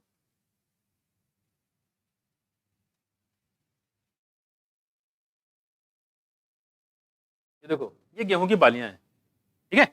अक्सर ये टूट टूट के नीचे गिर जाती है जमीन में, पता है सर, क्योंकि ये बहुत हार्ड हो जाता है, सूख जाता है पूरी तरीके से, हल्का से झटका लगता है टूट जाता है, तो काफी ज्यादा वो खेत में ही गिर जाती है उठाते उठाते, और जहाँ पे मशीन होती है जहाँ पे इसको कटाई की जाती है, जिससे गेहूं निकाला जाता है, ठीक है, थ्रेसर मशीन जो भी होता है, वहां पहुंचने से पहले काफी कुछ नीचे गिर जाता है, क्योंकि इसकी डंठल कमजोर होती है, हल्का झटका लगता है ये निकल जाती है। तो देखा गांव में कुछ लोग होते हैं इसको बिनते भी हैं, है ना, हम लग जाते हैं कि भाई सारे काफी गेहूं गिर गया है, इसको उठा लो, और काफी ज्यादा निकलता है। ठीक, ये देखो इसकी डंठल कमजोर होती है, ठीक है, डंठल काफी कमजोर होता है, और कमजोर होने की वजह से क्या हो जाता है, ये टूट जाता है। तो क्या कह रहे हैं कि अगर यहाँ देखो help to reach post harvest loss, तो इसमें ऐसे जीन डाल देते हैं जिसकी वजह से ये डंठल जो है मजबूत हो जाता है, जिसकी वजह से ये आसानी से नहीं टूटता है, इसको सिर्फ मशीन में डालोगे तभी टूटेगा। उसमें तो ये फायदे हो गए पोस्ट हार्वेस्ट लॉस, कटाई के बाद होने वाले नुकसान। उसमें देखो आगे अगला हमारे पास क्या, देखो increase efficiency of mineral uses. अब तो देखो यहाँ पे by plant and this prevent early exhaustion of the fertility of soil. किसी सॉइल में मिनरल का लेवल एक फिक्स अमाउंट में होता है, पाया? किसी सॉइल में मिनरल का लेवल फिक्स अमाउंट में होता है, सो बोलते हैं क्या है आयुषी, किसी सॉइल में मिनरल का लेवल एक फिक्स अमाउंट में होता है, सो क्या बोलते हैं? हो रही है, बताओ आकांक्षा, ऐसा किसी ने बोल दिया इसे, बताओ सगुन, आवाज आई दे लड़कों तरफ, बताओ शीतल, एनसी, कहाँ थे बच्चे, बीच में गायब हो गए थे? अच्छा तुम आती हो तो दोनों लोग गायब हो जाते हैं, जब वो आती तो तुम गायब हो जाती, क्या चक्कर है, माजरा क्या है? अच्छा ठीक है, सॉरी, बताओ। है स्टैंडिंग, बिल्कुल सही, स्टैंडिंग स्टेट बोलते हैं इसको, क्या बोलते हैं? स्टैंडिंग स्टेट, ठीक है। वही यहाँ पे कह रहे, देखो कह रहे कि increase efficiency of mineral uses by plant. Plant जो है, जितना प्लांट को जरूरत रहता है सिर्फ उतना ही मिनरल लेगा,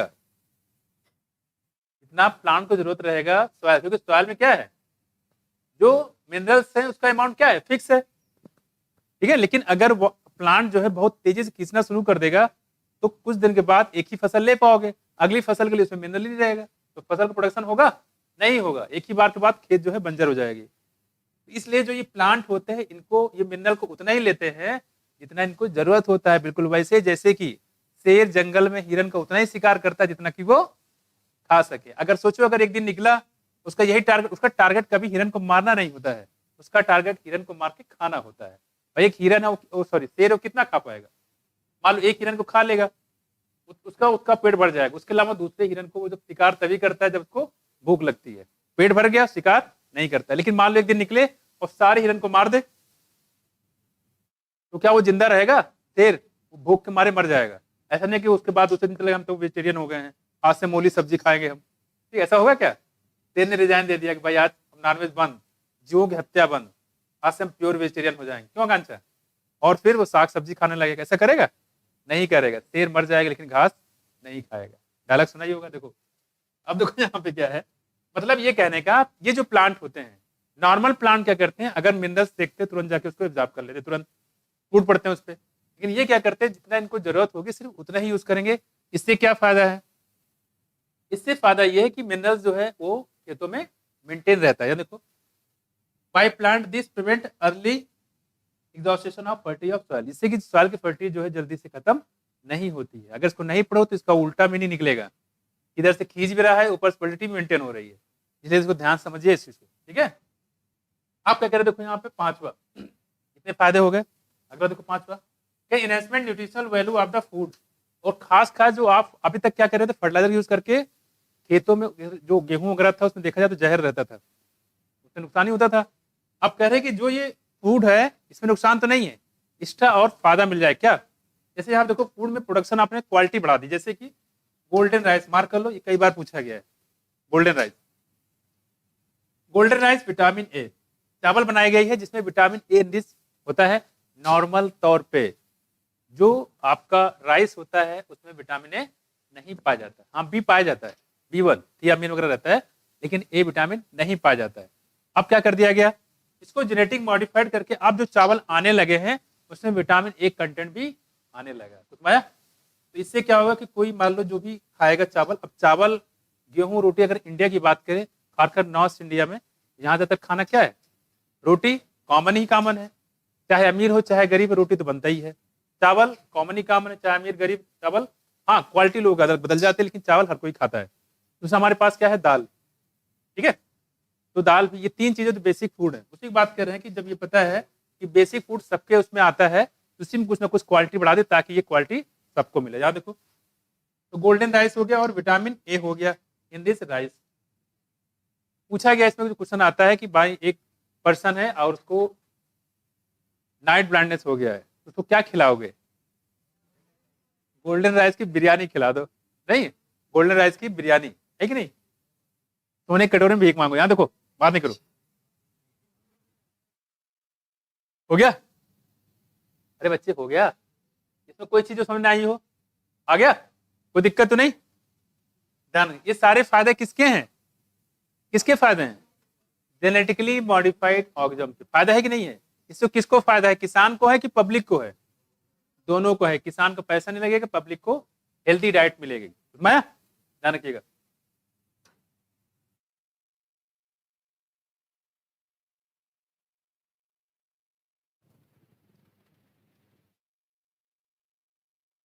और देखो यहाँ पे, इधर देखो, इधर इधर इधर देखो, उधर ध्यान कहाँ है, इधर देखो।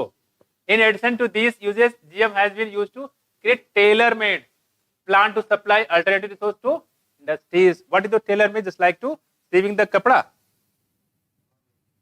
कपड़ा सिलने वाला टेलर, नो। ऐसा प्लांट जिसके बहुत सारे फायदे हो, ऐसा प्लांट जैसे नीम, सुबह उठे तो नीम तुम्हारा नहीं, नीम नहीं तो दतून तुम्हारा, सुबह उठे दतून निकलता है, दतून से लोग ब्रश करते हैं, ठीक। दूसरा उसकी पत्तियां लोग गर्म करके जो उसको फोड़े फुंसी होते हैं उसमें लगाते हैं, उसकी छाल जो तो वो निकालते हैं। तो चारों तरफ से फायदे फायदे किसके, नीम के, ठीक। तो वही कह रहे हैं यहाँ पे, तो नीम के प्लांट, ऐसे बहुत सारे मेडिसिनल के प्लांट जो होते हैं जिनको आगे चल के और बढ़ावा देना, वो कहलाता है टेलर मेड। क्या कहलाते हैं, यानी कि मल्टी यूज जो है उसको बोलते हैं टेलर मेड। यहाँ देखो, इसके बहुत सारे फायदे हो उसको बोलते हैं टेलर मेड।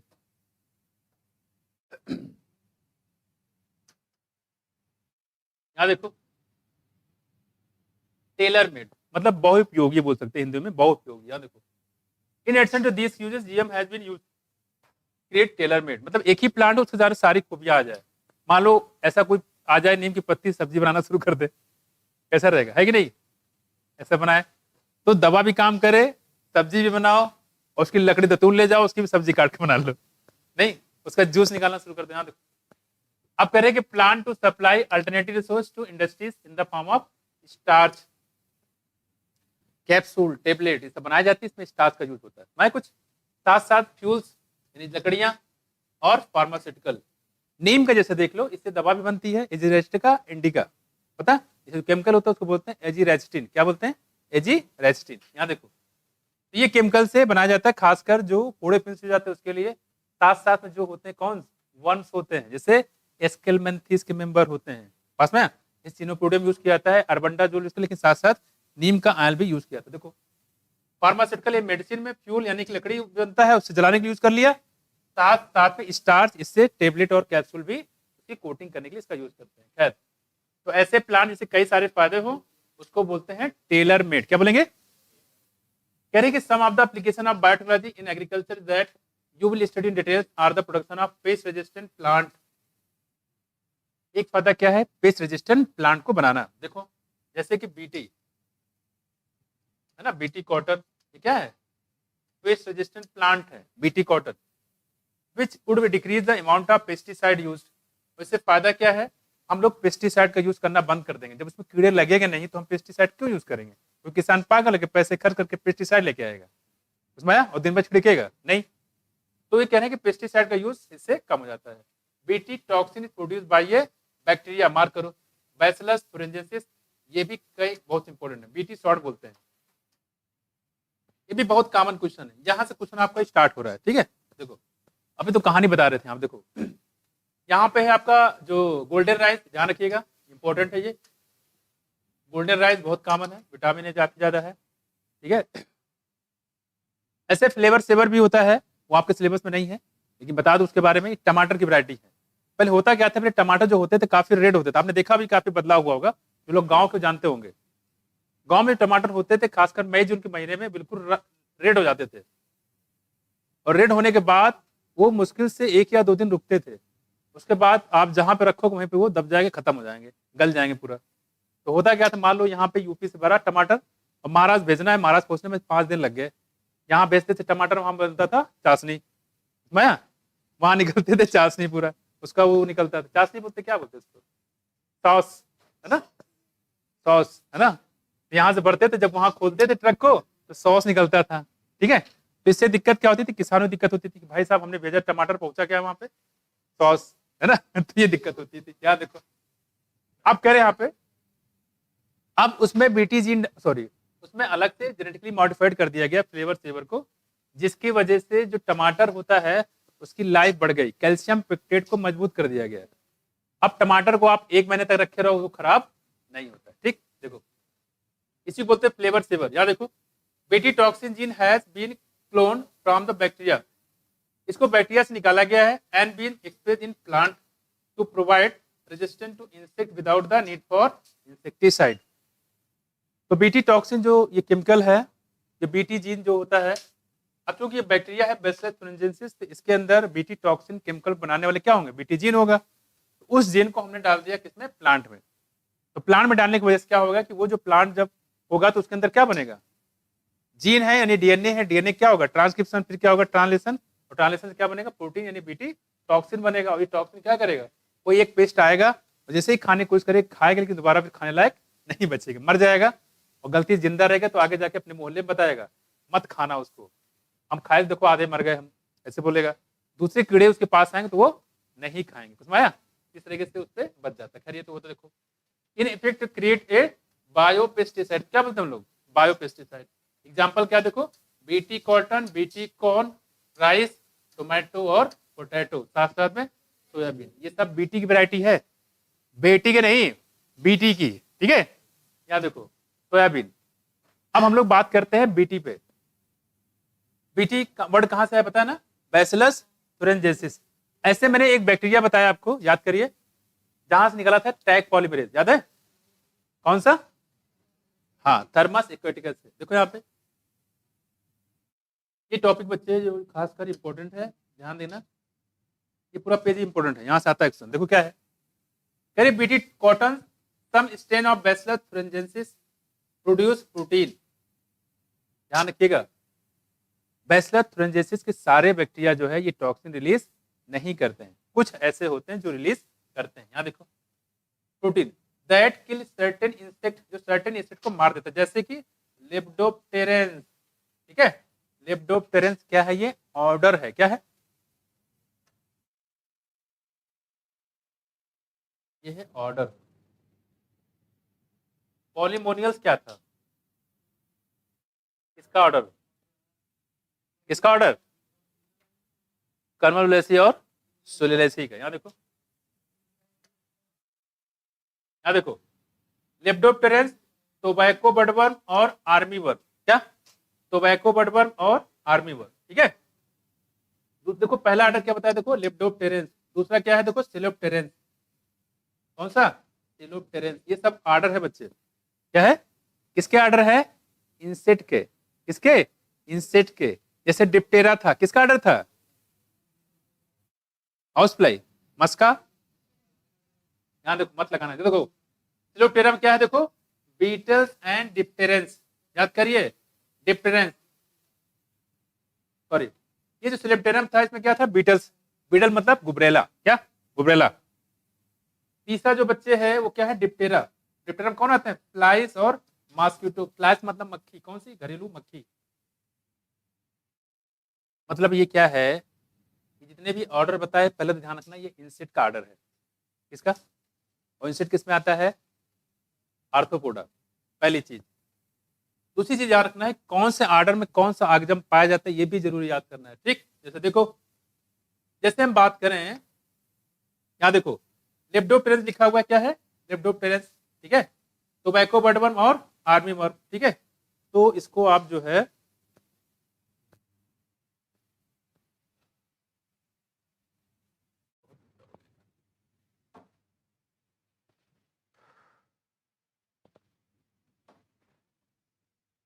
तो याद करो कि यहीं गड़बड़ कर दोगे, देखो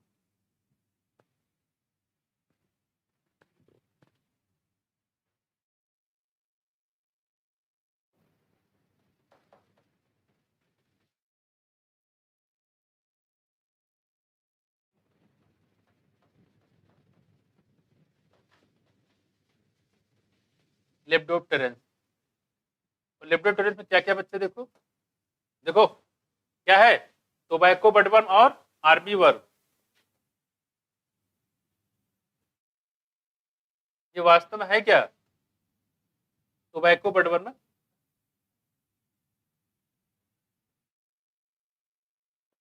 यह है कीड़े लेकिन नाम देखो आर्मी, यहाँ देखो, और दूसरा क्या है देखो आर्मी वर्म।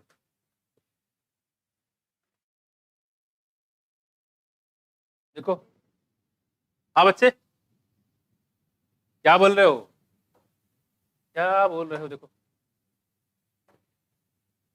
क्या हुआ, देखो ये बच्चा एल, ये लिखा है टी, ये लिखा है ए, ये बन गया अल्टो, ठीक है। ए बोले तो आर्मी वर्म, एल बोले तो लेप्डोप्टेरेंस, टीओ बोले तो टोबैको, याद रहेगा।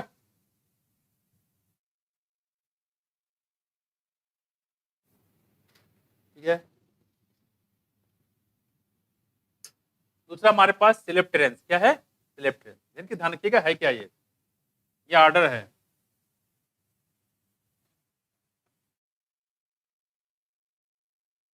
इसमें मात्र एक ही दिया है बीटल्स, बीटल्स की कितनी वैरायटी बताओ,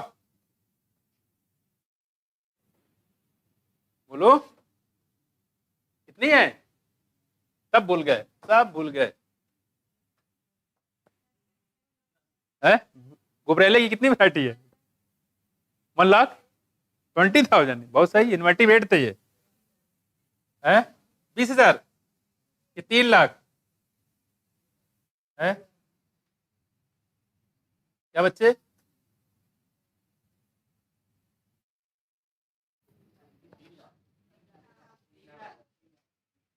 भूल कैसे गए, कितना है, ऑर्किड की है, देखो बता रहा पीछे से, शर्म नहीं आती है, इतना पानी लो, बाकी हम नहीं कहेंगे। देखो तीसरा,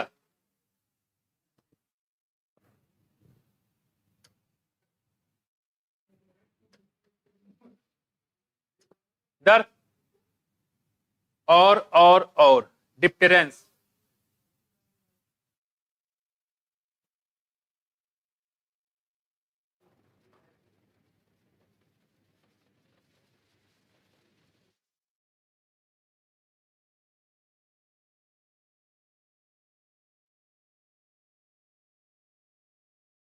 अगर पूछे मॉस्किटो का ऑर्डर क्या है, मॉस्किटो का ऑर्डर क्या है, ये कहीं नहीं दिया है, यहां दिया है, माया। तो लिविंग बर्ड का क्वेश्चन यहां से उठा के वहां चिपका सकते हैं, माया ध्यान रखना, ये नहीं कह सकते कि एनसीईआरटी में नहीं दिया गया है। मॉस्किटो का ऑर्डर क्या बचला, डिप्टेरा, बीटल का ऑर्डर क्या है, सिलेप्टेरा, है ना, सिलेप्टेरेंस, और टोबैको बर्बर, आर्मी वर्म, ये तो नहीं है, लेकिन टोबैको बर्बर है, तो कौन हो जाएगा, लेप्डोप्टेरेंस। उसको ध्यान रखिएगा।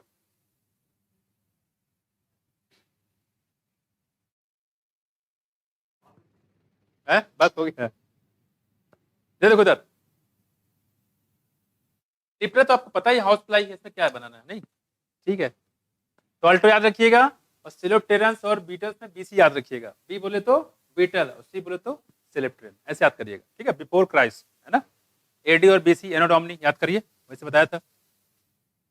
आदमी कब से जानता था जेनेटिक्स के बारे में, कि जेनेटिक्स का रीजन कहीं न कहीं राज कहाँ छुपा हुआ है, सेक्सुअल रिप्रोडक्शन में। कब से? 1000 से 10,000 बीसी। ये तो है, कब खाली हो गया देखो यहाँ, एक रिवाइज रीजन छोड़ दो, कब खाली। यहां देखो इधर इधर, पहली चीज तो इधर बात नहीं करो बच्चे मेरे। बीटी किसको किसको मारता है, देखो इधर, लेप्टोप्टेरेंस वाले ऑर्डर को, जैसे कि टोबैको बर्ड 1 और आर्मी 1। सिलोप्टेरेंस वाले ऑर्डर को, जैसे कि हैं बीटल यानी कि गुबरेले। हाँ देखो, अगला हमारे पास क्या है, डिप्टेरेंस। कभी गुबरेले चलते हुए देखा है? कभी देखा चलते हुए? ये पहले आगे चलता है फिर पीछे चलता है, बैक गियर लगाता रहता है? गुबरेला। देखो बीटल्स की बात करते हैं, देखो आपके एनसीईआरटी पहले वाले एनसीईआरटी फ्रंट पेज बना हुआ, देखो डिप्टेरेंस देखो क्या है, फ्लाइज और मॉस्किटो। क्लियर, फ्लाइज और मॉस्किटो। कोई दिक्कत? देखो मैं लिखवा तो रहा हूं कई सालों से कि क्वेश्चन यहां से नहीं आ रहे हैं, उसमें आया, लेकिन कभी भी आ सकता है, सिलेबस बता दो। इधर देखो, इधर हम ये मान चलते हैं कि एनसीईआरटी में कहीं से भी क्वेश्चन उठा के आ जाएगा, ठीक है। खैर देखो, क्या पता यहीं से आ जाए। हाँ लेकिन ये जो कॉलम है ये बहुत सस्पेक्टेड, इसमें क्वेश्चन आता ही आता है। क्या देखो, तो ये हम लोग बात कर रहे थे बच्चे, देखो कह रहे हैं कि जो बैसिलस थुरिनजेंसिस होता है ये प्रोटीन बनाता है, crystal, protein crystal during particular phase of their growth, ठीक है। जैसे हमने बताया था मोनार्क बटरफ्लाई का, याद बताया था, याद करिए। मोनार्क बटरफ्लाई को चिड़िया नहीं खाती है, क्यों नहीं खाती सगुन? टेस्टी नहीं है, मजा नहीं आता है? क्या होता है? हाँ बोल रहे, बताओ। ऐसी कार्डियक ग्लाइकोसाइड होता है, और ये कार्डियक ग्लाइकोसाइड इसके अंदर कहां से आया?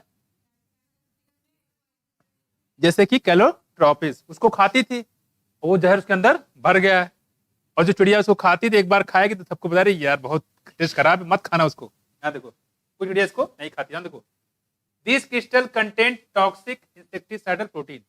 और जो क्रिस्टल होता है वो टॉक्सिक इंसेक्टिसाइडल प्रोटीन होता है, इंसेक्ट को मारने वाला। Why does this toxin not kill? Question आता है कि अगर इसके अंदर जहर है तो ये जहर इसको क्यों नहीं मार देती? किसको?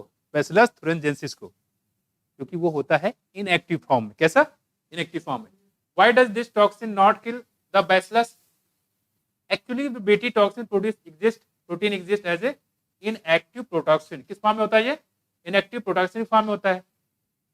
But once an insect digest, जब कोई इंसेक्ट इसको खाता है उसके बॉडी के अंदर जाता है तो क्या होता है? देखो जो इनएक्टिव टॉक्सिन होता है it is converted into active form, ठीक है, ऑफ टॉक्सिन। ऐसा क्यों होता है बच्चे? क्योंकि यहाँ पे जो पीएच होता है किसका? इंसेक्ट का जो खाता है, due to the alkaline pH of the growth. ये इंपॉर्टेंट है, नोट कर लेना इसको, ये पूछा गया कई बार। तो एसिडिक पीएच देंगे, न्यूट्रल देंगे, क्या देंगे? एल्कलाइन। तो पीएच कैसा होता है बच्चे? गट। तो जो इसका गट होता है यानी कि इंटेस्टाइन होता है उसका पीएच कैसा होता है? एल्कलाइन। और आपके स्टमक का पीएच कैसा है? एसिडिक। और इंटेस्टाइन का पीएच कैसा है? एल्कलाइन। हमारे जो एलिमेंट्री कैनाल है, ड्यूडेनम, जेजुनम, इलियम, मीचर, कैसा है इसका? एल्कलाइन। तो इंटेस्टाइन कैसा है? एल्कलाइन। और स्टमक कैसा है? एसिडिक। कितना पीएच होता है? 1.8। सबको याद तो बैठे हुए, देखो यहाँ पे, due to the alkaline pH of gut which is solubilise the crystal. जब एल्कलाइन पीएच मिलता है तो जो क्रिस्टल इनएक्टिव फॉर्म में था सोल्यूबलाइज हो जाएगा। वो क्या करेगा? देखो, activated toxin bind to the surface of the midgut. याद रखिएगा, इंसेक्ट के 3 लेयर बताएंगे, कि बताया नहीं, काकरोच पढ़ाएंगे आपको। काकरोच सिलेबस में है, मेढक और अर्थवर्म सिलेबस में नहीं है, तो वो मैं आपको नहीं पढ़ाऊंगा, ठीक आया। तो आप जब काकरोच पढ़ोगे, काकरोच नहीं आर्थ्रोपोडा पढ़ा होगा आपने, फोरगट, मिडगट और हाइंड गट, 3 पार्ट में डिवाइड होता है, फोरगट, मिडगट और हाइंड गट। किसको इन्फेक्शन करेगा? मेडगट को तोड़ देगा। क्या करेगा? तोड़ देगा, उसके अंदर बहुत सारे पोर बना देगा, छेद कर देगा। कौन? ये क्रिस्टल। और छेद कर देगा मतलब क्या? वो जिंदा रहेगा? इंसेक्ट तो मर जाएगा। देखो यहाँ पे मिडगट इपिथेलियल सेल, उसके बाद क्या हो जाएगा? इंसेक्ट का जो खाने आया है उसका राम नाम सत्य हो जाएगा। ठीक, राम नाम सत्य हो जाएगा। क्या? इंसेक्ट का। कोई दिक्कत? तो बीटी टॉक्सिन जो होता है ये बैसिलस थ्रोएंसिस से क्यों नहीं मारता? क्योंकि उसके बॉडी का पीएच जो होता है वो एसिडिक, सॉरी एल्कलाइन नहीं होता है, इसी वजह से एक्टिव नहीं होता है। मान लो एल्कलाइन हो जाए तो उसको खुद ही मार दे, है ना।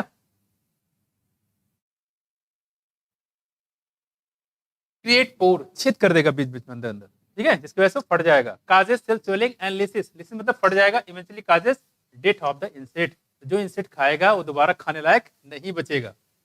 अब देखो क्या है, क्योंकि ये बीटी टॉक्सिन क्या है? प्रोटीन। तो इस प्रोटीन बनाने वाला क्या होगा? एमआरएनए। और एमआरएनए को बनाने वाला कौन होगा? डीएनए। डीएनए मतलब तो जीन। यहां देखो,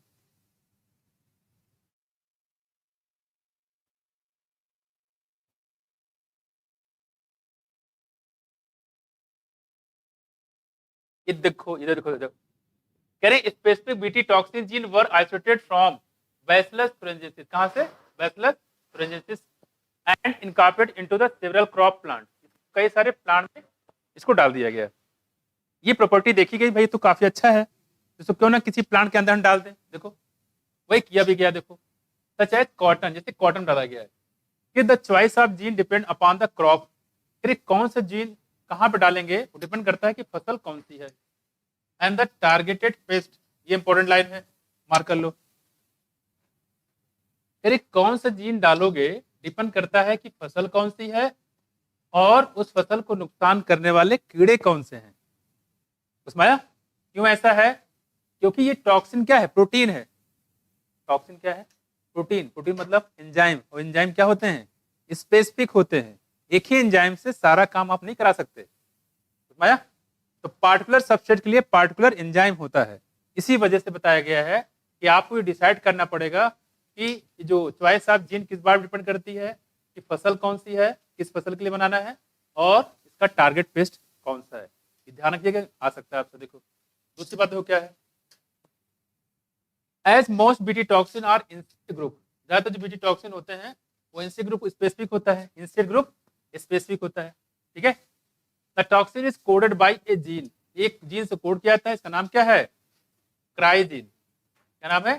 क्राइजीन, ठीक है। Toxin coded by A gene, ठीक है, इसको बोलते हैं क्राइजीन, ठीक है। क्या हो? Cry gene. There are a numbers of them. और example, the protein included by gene cry first AC, यहां देखो क्या लिखा है, cry first AC and cry second AB control cotton bollworm. किसको? कॉटन बलवर्म। एंड दूसरा देखो, जो क्राई फर्स्ट एबी होता है ये किसको? कॉर्न बोरर को कंट्रोल करता है, ठीक है। किसको? कॉर्न बोरर को कंट्रोल करता है। आप कैसे करो? देखो यहाँ पे तो आपको करे बीटी जीन के लिए कौन सा जीन बताओ? क्राइजीन। कौन सा?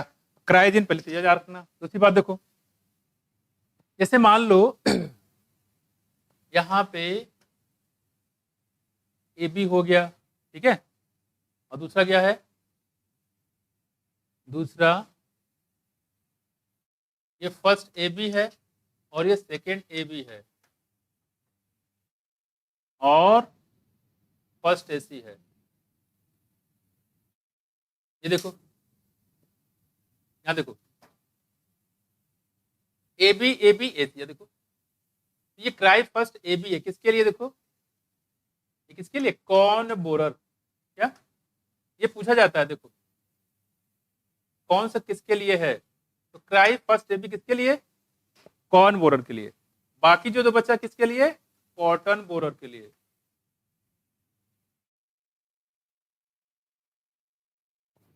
ठीक है, कॉटन बालवन बोल सकते हैं इसको, बोरर नहीं बोल सकते, कॉटन बालवन। वो उसकी स्पीसीज अलग होती है, ठीक है। कॉर्न बोरर और कॉटन बालवन,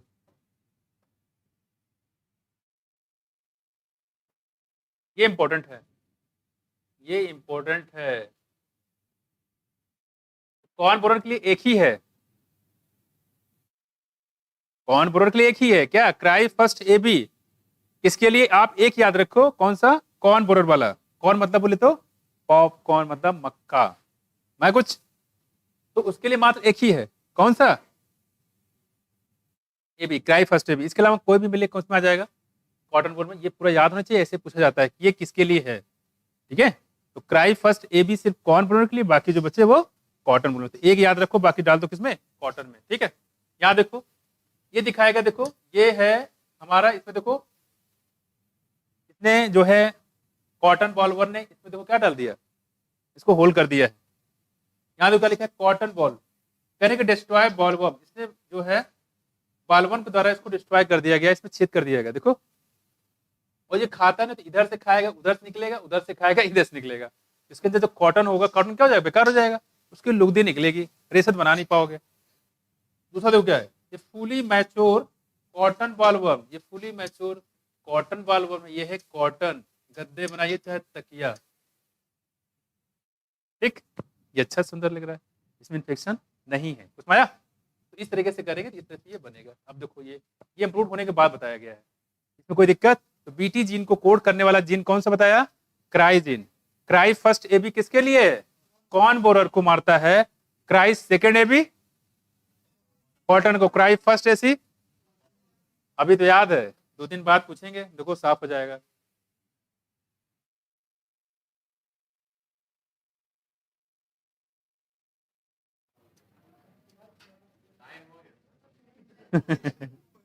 टाइम हो गया, अरे वाह, क्या धन्यवाद।